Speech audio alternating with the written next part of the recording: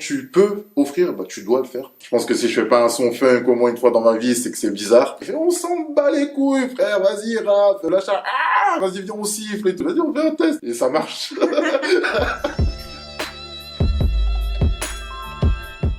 Salut Engal, enchantée. Salut. Merci beaucoup d'avoir accepté cette interview, ça fait vraiment plaisir. Ça fait plaisir aussi de m'appeler, hein.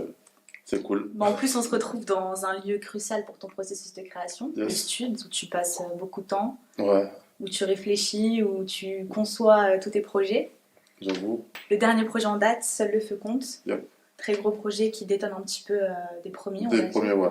Je pense à Ex Machina, Dojo, Mhm. qui sont très punchline percutantes, très message toujours qui invite un petit peu à la méditation.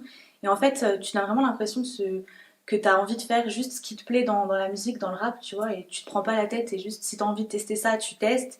Et peut-être que aussi ce dernier projet, on a l'impression que c'est une ouverture sur ta musique qui permet d'en savoir plus sur toi. Ouais, c'est une ouverture, mais c'est un peu aussi une fermeture. Ouais. En gros, de base, ce projet, c'était censé être mon dernier projet. Ouais, En ça, j'ai mode, entendu l'anecdote. Ouais. Je fais ce projet-là, et sans dire aux gens, ouais, j'arrête, moi j'arrête le rap. Non, ces histoires-là, je gagne pas d'argent. Tu t'es dit, c'est un petit peu, je ferme le rideau. Ouais, voilà, c'est ça, en mode, moi je voulais que faire de la production ou de ces choses-là. Donc je fais ce projet-là, je le pose, je le fais bien, tout propre, je teste des trucs que j'avais pas forcément fait avant, mais que j'avais un peu testé comme sur le projet Round. Mais là, un peu mieux, je le pose et je m'en vais. Et en fait, avec les rounds avant et ce projet-là, et avec Malik, Dark Manix, qui me chauffe un peu, ouais, mais tu sais, il y a quelque chose et tout, ça m'a donné envie d'aller un peu plus loin et même de me découvrir encore plus. Tu vois, je me dis, en vrai, j'ai encore d'autres trucs à dire, je peux encore plus exploiter. Donc, je vais aller plus loin. Et c'est vrai que ça fait plus maintenant vraie base, vrai socle pour ce qui pourrait arriver après, quoi. Donc de base, dans ce projet, tu devais t'en aller avec ce projet. Et au final, tu t'es dit, qu'est-ce qui t'a fait dire, finalement, je reste et finalement, je vais continuer, je vais pas m'arrêter là. Et encore plus de âne, parce que le feu aussi, c'est la détermination et c'est de se dire, je vais proposer encore plus et je vais vraiment rien lâcher derrière le mic, etc. Donc de base, tu es censé t'en aller, mais tu reviens avec un projet encore plus fort et une carte de visite pour ce que tu vas offrir par la suite en plus. Et d'où t'es venue cette envie, du coup En vrai, il y a eu un moment où je faisais plus rien. Et moi, de base, j'avais toute une équipe. Là, j'en parle un peu sur le projet. Parce que c'est surtout un peu à ces mecs-là, de cette équipe-là, à qui je parle, à qui je m'adresse sur ce projet-là, et des personnes qui me connaissent très bien. Mais il y a eu un ce moment où je me suis dit, ben, j'ai pas forcément besoin des gens pour pouvoir faire ce que je veux. Par exemple, j'ai envie d'aller sur des open mic et autres. Et c'est en allant sur des open mic, en faisant des concours, pour préparer justement l'arrivée de ce projet-là. J'arrive, je monte sur scène, et il arrive des trucs qui ne m'arrivaient pas auparavant, parce que je faisais des concerts qu'à Vaud. Il faut savoir qu'à Vaud, faire un concert, les gens te regardent comme ça. Là, En mode, du rap et tout, tu te donnes, tu transpires et tout. Je disais, ah ouais, et à la fin, ouais, franchement, c'était bien, bien, bien, juste un petit pouce, comme les anciens. Ouais, t'as découvert un nouveau truc. Voilà, et là, je monte sur scène et je vois des gens, les premières notes, le son, il n'a même pas commencé, les premières notes, la première 808, tu vois, les gens, ils sautent dans tous les sens, ils disent, oh, qu'est-ce qui se passe? Calmez-vous, tu vois. Je dis, mais en vrai de vrai, c'est qu'il se passe quelque chose et que ma musique, elle plaît vraiment. Et je pense qu'il y avait un temps où j'y croyais plus forcément. Et en fait, ça m'a redonné foi en ce que je fais. Je me dis, mais en vrai de vrai, il y a un talent. J'ai des vrais retours de la part de personnes qui me disent, ouais, là, sur ça, parce que quand t'as dit telle phrase, quand tu fais telle chose, le flow que tu prends, l'instru que t'as fait, ouais, ça me parle. Je dis, ah ouais, en vrai de vrai, j'ai quelque chose à offrir aux gens. Ouais. Ben, je me dois, quand tu peux offrir, ben, tu dois le faire. Bien sûr, ouais. Donc, je me dis, ben, on va continuer à travailler. J'ai des instrus encore mis de côté, j'ai encore des textes à côté. Ben, on va continuer à charbonner, on va envoyer. Bah ouais. Et ça donne encore plus envie d'y aller. Heureusement, parce qu'on va pouvoir avoir d'autres choses par la suite. Yes. Et du coup, justement, sur Seul le faux compte, on découvre ton personnage, et on a l'impression que pour toi aussi, ça a été une quête, parce qu'on entre un petit peu plus dans le personnage d'Engal, on apprend à savoir qui tu es, par quoi tu es passé pour en arriver à Seul le feu compte, pour avoir ce feu en toi. Et du coup, j'aimerais savoir, toi, en tant qu'artiste, ça a été assez dur de cette quête où tu t'es trouvé pendant que tu concevais ce projet, où tu as quand même un petit peu découvert, toi, ce que tu voulais donner avec la musique, sur quoi tu voulais partir, etc. C'était même pas la quête. En fait, la quête, je l'ai fait, mais sans me rendre compte que je la faisais, en fait. C'est-à-dire que j'avais besoin de dire certaines choses. J'ai pas essayé de simplifier les choses, il y en a j'ai juste dit ce que j'avais à dire, de la manière dont elles doivent être dites. Si c'est compliqué à comprendre ou autre, c'est dit. Mais je pense que ce qui m'a aidé à comprendre le personnage d'Ngal Sama, c'est le fait d'être entouré, en fait. D'être bien entouré. C'est-à-dire, avec Dark Manix, donc qui s'occupe un peu de ma direction artistique, on était sur de la réflexion, de dire, bah, ok, qu'est-ce qu'on a envie d'offrir aux gens? Qu'est-ce que Ngal Sama a à offrir aux gens? Et en fin de compte, ben, Ngal Sama, c'est un gars qui veut parler de son quartier, de là où il vient, donc de Vaux-en-Velin. Il veut parler de ses origines camerounaises. Et c'est un fan de manga. Donc, Ouais, ça allons-y, tu d'ailleurs, vois. pour les mangas, c'est incroyable. La cover, elle est juste magnifique. Ouais. Et au-delà de tout ce qui est auditif, tu nous emmènes vraiment dans quelque chose d'illustré. Et le personnage, on a l'impression que t'es un peu un Saiyan, genre toi-même, on voit sur la cover que t'es un petit peu en feu et tout. Paradoxalement, t'es très calme, tu lis, il y a plein de références au Japon et tout. Et, et toi, du coup, en tant que... J'ai un petit... Tranquille. Mhm. Tu peux lire ton téléphone si tu veux. Hmm. Tu peux lire ton téléphone si tu veux. Non, mais je suis déstabilisée un petit peu. Hein. C'est la première. C'est pas grave. En plus, j'avais plein d'idées et tout. Là, On a le temps. Moi, Ok. je suis, de toute façon, aujourd'hui, je suis à Vaud, je bouge pas. Donc, C'est cool. C'est cool parce que là, on est là, on est là. Non, parce que ouais, en vrai, genre, ta cover, elle en dit beaucoup. Elle en dit beaucoup et au-delà, ça a été important pour toi de te dire, je veux aussi que ceux qui m'écoutent, visuellement, ils rentrent dans mon univers. oui. C'était l'une des premières choses qu'on voulait.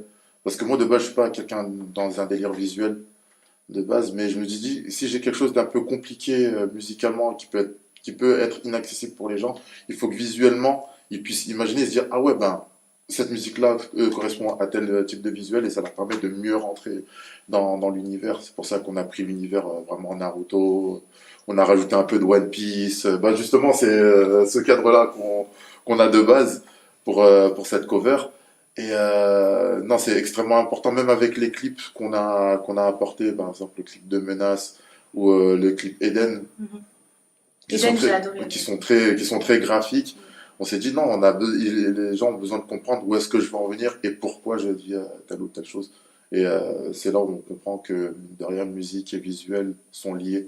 Tu peux pas enlever l'un et dire que tu as compris ou enlever l'autre. Ouais, C'est pas possible. C'est clair. Et justement, sur ton projet, c'est toi qui as fait toutes les prods. C'est moi qui ai fait toutes les prods. Comment ça t'est venu? Qu'est-ce que tu as voulu emmener? Parce qu'il y a beaucoup de diversité aussi. Comme un son comme Eden, par exemple, ça détonne un petit peu, c'est hyper fluide, hyper chill. T'es allé sur quelque chose d'autre, Menace aussi. T'as voulu un petit peu t'éclater sur ton projet? Ouais, j'ai beaucoup amusé. Ben, le délire avec Eden, c'est que c'est cabine, mais à l'envers.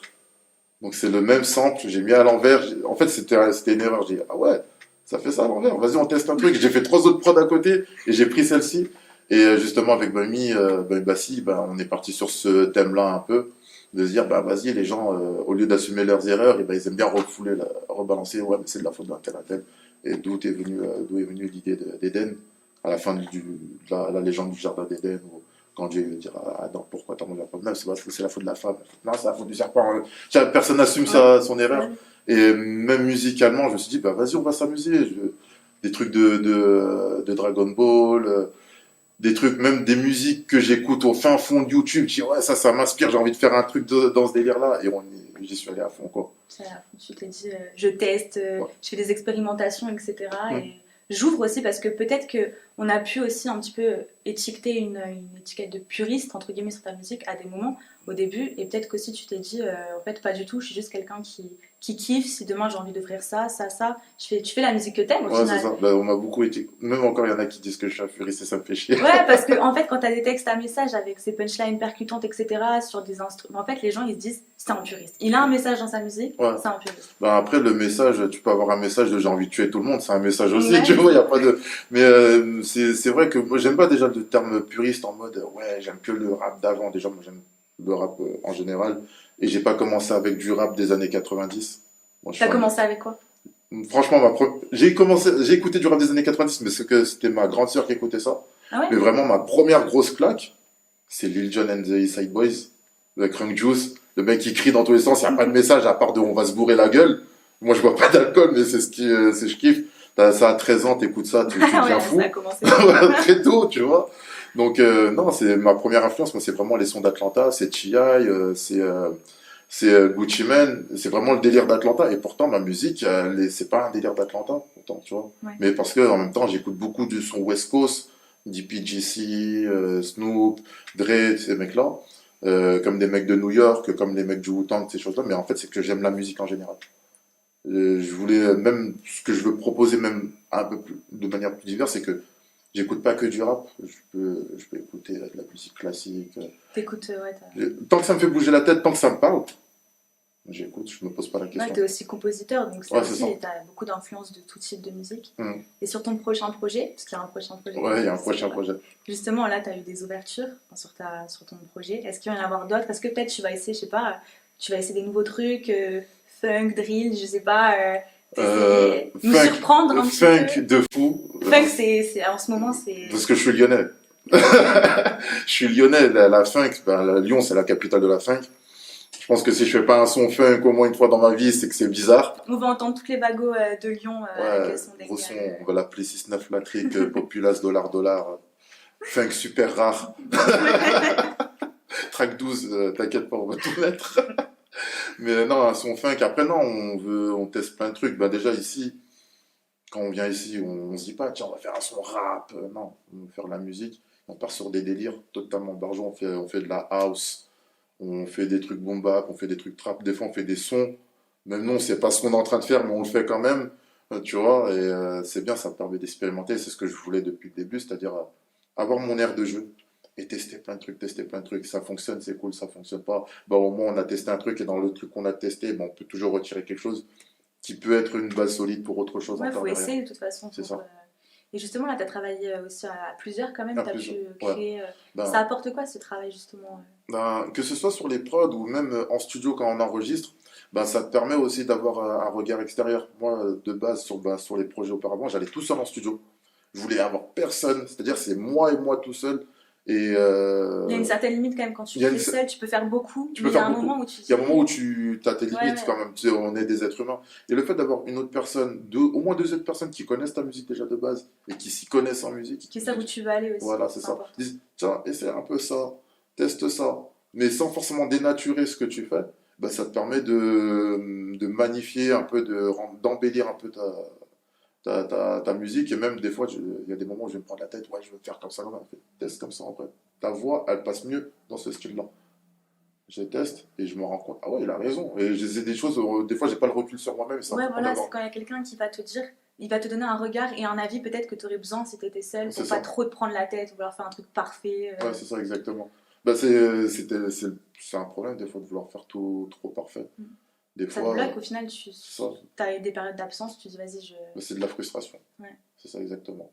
Et sur ce projet-là, zéro frustration, que du kiff ou des prises de tête à des moments? Il y a eu des petites prises de tête, mais là, il y a Big T. Il est jeune, hein, il a 20 ans, mais tu lui parles, tu as l'impression qu'il est plus vieux que moi. Tu as l'impression qu'il a 50 piges, il a vécu Vladevi. Mais il arrive et on s'en bat les couilles, frère, vas-y, rap, lâcha, vas-y, viens, on siffle et tout. Vas-y, on fait un test. Et ça marche. Tu déclares en mode. Voilà, c'est ça. En fait, le truc, c'était vraiment bon enfant. Et en fait, ça me permet de me dire, ça me rappelle quand j'ai commencé à rapper. Quand on rappait vraiment pour se la racler, pour rigoler. On allait en studio, on savait même pas ce qu'on faisait, mais on le faisait quand même. Ça m'a rappelé ça et ça m'a mis dans un bon mood. Et ouais, là, tu te dis, ouais, là, je pousse encore un peu plus le truc. Là où tu te dis, là, je suis arrivé à mes limites, et tu te dis, non, en fait, mes limites, elles sont encore beaucoup plus loin et je les ai pas encore atteintes. Donc, c'est que du bénéfice. Ah ouais. Et tu as commencé justement en te disant, je m'éclate. Moi, le rap, pour moi, c'est juste une passion et c'est vraiment pour. Et là, sur ce projet, on a l'impression un petit peu plus studio, un petit peu plus. Ok, je m'éclate, je reste dans cette optique-là, là, parce que la musique, c'est une passion. Mais quand même, avec un petit peu plus de discipline, le feu, je suis pas là pour jouer, je suis là pour. La discipline, elle était assez hardcore. C'était compliqué d'imposer une discipline sur ta musique? En fait, fin 2018, j'étais dans un délire où au moins une fois par mois, je prenais une journée de studio. C'est-à-dire je commençais à 9h, je sortais à 19h, je ne faisais que rapper. Je reprenais des sons, je refaisais, non, ça je veux pas, le mot là, il est pas juste. C'est ça le feu en fait, le feu c'est ça. C'est le fait de, je suis pas rassasié. Le feu n'est jamais rassasié, il en veut.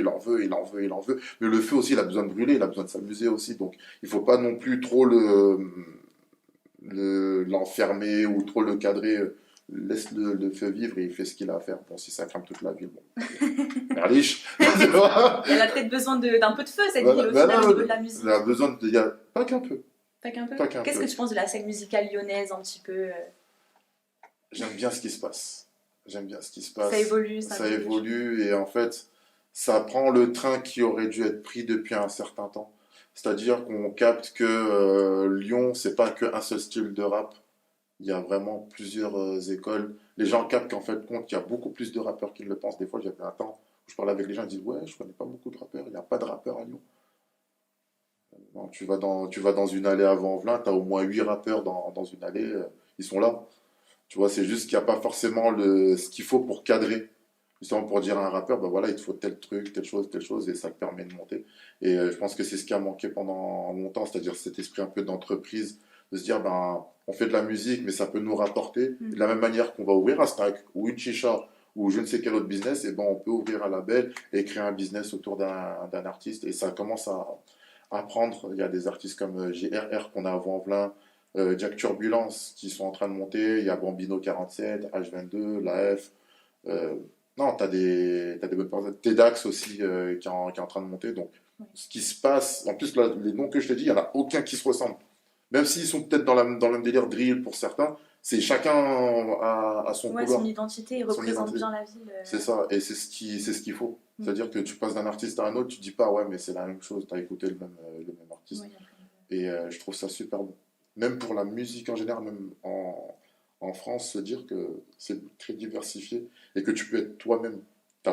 Tu dois pas respecter le stéréotype du rappeur qui rappe de telle manière sur tel type d'instrument. ouais, ça c'est clair que souvent, c'est ça le truc, comme tu disais tout à l'heure par rapport aux puristes, on met tout de suite un peu dans une case. Ouais. Il y a vraiment ce truc, ok, il y a des textes à message, tac, tac, alors que tu prouves, mais sur le seul le feu compte. Par exemple, un morceau comme Menace, un petit peu plus, ça t'a apporté quoi de changer un petit peu? Ça a été dur ou juste tu l'as fait très spontanément De ou... manière spontanée. Vraiment, c'est parce que j'ai fait l'instru, je dis non, il faut chanter. Là, je le faisais un petit peu sur d'autres projets, mais de manière un peu camouflée et autres. Je les faisais sur les rounds un peu. Mais là, je dis non, là, il faut chanter, il faut pousser un peu la chansonnette, on va y aller. Moi, j'ai jamais été contre l'autotune. C'est juste qu'avant, je pensais que ça passait pas sur ma voix. J'étais persuadé que ma voix n'était pas faite pour l'autotune et on m'a fait comprendre que non, en fait, il faut bien arranger le truc et tout. Ça va se dire, ah ouais! T'as capté le truc là, Ouais, je me suis amusé sur le projet. Sur le prochain projet. Le prochain projet, j'étais là, oh, c'est trop bien! J'aurais pu faire tout le projet comme en autotune, je crois. Ça va être fou alors. Mais je me suis quand même canalisé à ce niveau-là. Mais non, c'est de se dire que, surtout sur Menace, j'ai envie de faire de la musique, c'est-à-dire je compose, faire des trucs carré carré. Même moi, ça me barbe d'écouter un projet, c'est que la même chose, c'est tout carré, c'est tout Ouais, machin. Raconte-moi une histoire. Là, ça commence tranquillement. Après, ça explose. Après, ça se calme. Après, tu sens qu'il y a une aventure, qu'il se passe quelque chose. Et tu as une conclusion. C'est comme quand tu lis un livre ou quand tu regardes un film, en fait. Ok, il y a le son tout seul, tu l'enlèves, ça crée quelque chose. Mais quand tu le mets dans le projet, il faut qu'il y ait une certaine cohérence. Et que les gens se disent, ben, quand je l'écoute du début jusqu'à la fin, je capte une certaine histoire. Et si je capte pas une certaine histoire et que je me dis, ah ouais, mais en fait, le mec, il m'a fait le même son sur 10 tracks ou 6 tracks, il n'y a pas d'intérêt, j'en prends juste un et le reste je le jette. Et moi, c'est pas ce qui m'intéresse, j'ai envie que les gens ils prennent le bloc. Parce que c'est sur le tout, même dans les lyrics et autres, il y a toute une histoire, il se passe quelque chose et on part vraiment sur c'est un manga, quoi. Ouais, t'es le personnage principal et C'est tu ça. nous emmènes dans ton anime, quoi. Ouais. Et justement, tu voudrais que les gens qui t'écoutent, le message, on va dire, de toute cette entièreté de ce projet, ce soit quoi? Quelqu'un que vraiment tu dirais, ok, il a cerné mon projet, il n'y a pas d'exactitude, mais un sentiment ou un ressenti à la fin de l'écoute de ton projet, seul le feu compte. Le message, en fait. Le message, seul le feu compte, c'est le message qui a que le travail qui paye. C'est-à-dire que si on veut réussir, il n'y a pas, moi je crois par la chance. Je crois pas. Moi, je Zéro crois, chance, c'est le travail. c'est le travail. Moi, je crois en Dieu. Je suis quelqu'un de très croyant et je le mets même dans les textes. Mais Dieu, il t'aide pas si tu travailles pas. C'est-à-dire le seul le feu compte, c'est-à-dire tu charbonnes, tu viens, tu fais en sorte de te donner les moyens d'envoyer ton projet le plus loin possible avec ce que tu as. Et t'inquiète pas que les gens ils vont venir t'aider au fur et à mesure. Et j'ai vu des gens venir me dire, j'ai envie de t'aider. Là, je vois que tu travailles. Parce qu'il n'y a que le travail qui paye, il y a que La le foutu. discipline La aussi, discipline, c'est extrêmement important. C'est-à-dire que Je veux que les gens ils captent quand ils écoutent Seul le Faucon. C'est quelqu'un qui veut aller loin et qui veut proposer quelque chose de beaucoup plus grand que le rap, même, en général. Et justement, tu me dis, là, tu travaillais beaucoup seul, beaucoup sur ton personnage, quelqu'un d'introspectif, tu as besoin de cette solitude aussi. Et sur le morceau Groove Street, tu parles au début que tu étais un petit peu dans un collectif et tout ça, et qu'il y a eu des promesses qui se sont dites. Souvent, quand tu débutes avec tes gars, il y a des trucs qui se disent, et puis au final, ça se fait pas. Toi, avec ton recul, qu'est-ce que ça t'a apporté sur ta musique et de te rendre compte de la vérité des choses et si tu avais un conseil à ceux qui débutent comme ça. Euh, c'est bien de commencer en équipe. Je n'ai pas forcément de conseils à dire, ouais, les frères, faites gaffe à ça et Bien tout. sûr. Faites les erreurs que vous avez à faire. C'est, de toute façon, c'est avec ces erreurs-là qu'on avance. Si tu fais pas d'erreurs, ton parcours il est parfait. Je retire rien du truc, mais faites les erreurs qu'il y a à faire. Mais sur ce collectif-là, moi, ça m'a permis à savoir comment, comment travailler avec les gens, en fait. C'est-à-dire qu'avant, je me disais, ouais, on est tous dans le même délire, on est tous des rappeurs, allez, on y va, alors qu'on va pas tous dans la même direction. C'est vrai. Et ce qui fait qu'à la fin, bon, on se tire dans les pattes, on avait un projet, on l'a pas amené jusqu'au bout, mais c'est de se dire, ben, ok, cette personne-là, si je veux qu'elle travaille avec moi, qu'est-ce qu'elle va m'offrir, c'est un premier, mais qu'est-ce que moi j'ai à lui offrir? Est-ce qu'on regarde dans la même direction? Est-ce que nos objectifs convergent vers le même endroit? Parce qu'on n'aura pas forcément nos objectifs de vie, mais est-ce que ça converge vers le même endroit? Et c'est des choses qui sont assez importantes pour pouvoir mener quelque chose à bien. Et là, avec Dark Manix, on travaille ensemble depuis 2013. Vraiment, c'est-à-dire au début, c'était que des histoires de je fais mon projet, ils mettent pour la cover, et depuis 2018, c'est gars, je vais m'occuper de tout le truc, on va aller beaucoup plus loin que ça. Et ça fonctionne en vrai. Ça fonctionne parce qu'on arrive à pouvoir capter l'attention des gens. Et c'est cool, sachant que c'est un pote d'enfance. On était à l'école de musique ici ensemble Comme, ouais. quand on était gamin. Et D'ailleurs, l'école de musique, tu pourrais nous en dire un petit peu plus sur ce que ça t'a apporté, les Ouais, rencontres que tu as fait, tout ça. Parce que c'est quand même important dans ton ouais. processus. Ben, j'ai commencé très tôt. J'ai commencé, j'avais 7 ans. Ah ouais. Ah J'avais ouais, 7 ans. c'est. En vrai, limite, j'ai fait de la musique toute ma vie, je crois, à ce niveau-là. J'étais un cancre. Bah bravo. Ouais. Je vais pas dire, ouais, non, j'étais un cancre. Moi, j'y allais parce que moi, mes parents m'ont mis à l'école de musique pour pas que je traîne dans la rue. D'accord. Ouais, ils ont vu, c'était vent en plein, les années 90, on sortait des émeutes. Il faut pas que le petit finisse comme les autres. On l'envoie à l'école de musique. Et en fait, ça m'a permis de m'ouvrir culturellement, c'est-à-dire de découvrir plein de styles de musique, que ce soit le rock, tout ce qui est musique classique, comme je disais tout à l'heure, ou même d'autres styles de musique auxquels je n'y aurais jamais pensé en sans passer par là. Et Tu as été influencé et ouais, baigné dans plein dans d'influences. plusieurs influences. Et ça m'a permis aussi, avec les personnes que j'ai rencontrées, aussi de pouvoir créer un peu du collectif, un peu. Avant de créer le gros collectif, de dire, bah, par exemple, moi je joue d'un instrument, je vais pas jouer, je peux jouer d'un instrument tout seul, mais c'est tout aussi beau de jouer d'un instrument avec tout un orchestre et de savoir travailler ensemble. Et c'est quelque chose qu'on retrouve aussi dans le rap, quand tu dois faire des trucs à plusieurs, un son à 3 4 savoir, ben moi je vais parler de ça, lui va faire ça. Ou bien quand tu dois faire une instru à plusieurs, ben des Ça, fois, ça doit être un exercice quand même assez compliqué de créer à plusieurs sur. une instru Ouais, avec l'équipe qu'on a, ouais. c'est limite impossible. Ça doit être fou Non, ça. mais c'est surtout que c'est une équipe de barjots, il y a des égos, c'est-à-dire qu'il faut apprendre à mettre un peu son ego de côté. Dire, ouais, moi j'ai envie de faire ça, l'autre dit, non, mais je vais faire ça. Et il faut faire Faut combiner un truc. faut combiner, bon, bah vas-y, on va tester ton truc avec mon truc, voir ce que ça fonctionne. Et en fait, ça fonctionne. Tu te dis, ah ouais, en fait, on vient de créer quelque chose d'assez fou, tu vois. C'est apprendre à s'écouter. Et le fait de passer par l'école de musique à savoir s'écouter, bah en fait, je l'apprends, je le perds. Et et en reprenant ce type de processus, ben, je le retrouve d'une certaine manière. Je dis, ah ouais, mais en fait, je l'avais déjà appris. Et c'est que maintenant que je le comprends. Donc ça reste toujours important et ça me permet d'aller beaucoup plus loin dans mon processus de création, quoi. Vraiment. C'est-à-dire que je me permets maintenant de plus en plus d'inviter des gens dans mon processus créatif et de créer ensemble, de me dire, bah, Ngael Sama, c'est pas qu'une personne, c'est plusieurs personnes qui créent un personnage ensemble, quoi. Merci beaucoup pour ces petites réponses. On va passer maintenant à l'instant littérature. Ok. Voilà. Donc j'ai sélectionné quelques références au niveau, donc que ce soit des romans ou des citations, etc. Puis je vais les mettre en corrélation avec ton projet. Ok. Voilà, c'est bon, t'es prêt? On est Bien, prêt, voilà. c'est le Petit moment jeu, cours de français. Voilà. Du coup, j'aimerais revenir sur ton son, comme des singes, parce que celui-là, il est vraiment fort, je trouve. Et puis aussi, ça fait partie de ton identité, de ce que tu as vécu, ce qui t'a forgé. Et il y a un auteur qui s'appelle Richard Wright, justement. Yes. Je sais pas si tu connais. Je le connais de nom. Voilà, c'est un des premiers Afro-Américains à avoir décrit la vie d'une personne noire sous la ségrégation. Et justement, il a écrit Black Boy. Et en fait, ça explique un petit peu son autobiographie, le fait que tout ce qu'il a vécu, cette ségrégation, etc., c'est ça aussi qu'il a fait, ça fait partie de toi.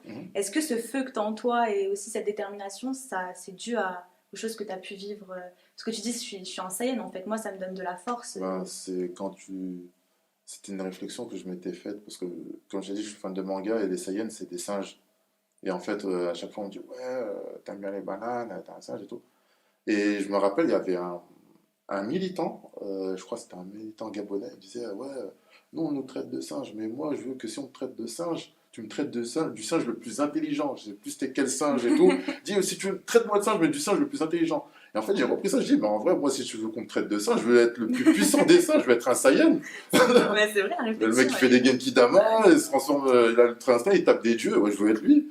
Tu vois, et c'est plus. C'est parti de là un petit peu le délire. Ouais, c'est parti de là. Ok. Vraiment. Bah, c'est cool.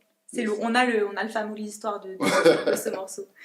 Maintenant, on va passer, donc j'ai une autre petite référence, c'est le mythe de Prométhée. Je sais pas si ça te parle.